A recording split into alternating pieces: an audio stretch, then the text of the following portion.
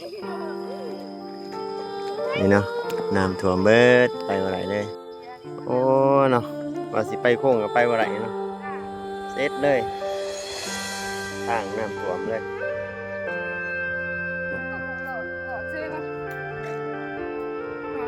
เด็กหน่อยก็ไปบ่ได้เนาะเพราะว่าแต่เด็กหน่อยนะผู้ใหญ่ก็ไปบ่ได้เนาะโอ้ เพื่อก็บ่มีไอ้ขี่อยู่นี่เนาะเสร็จ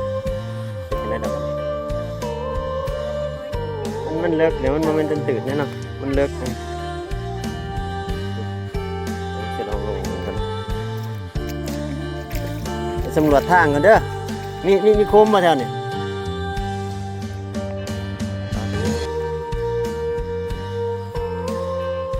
ออกไปบ่ได้เลยเนาะจะออกทางย่างก็ออกบ่ได้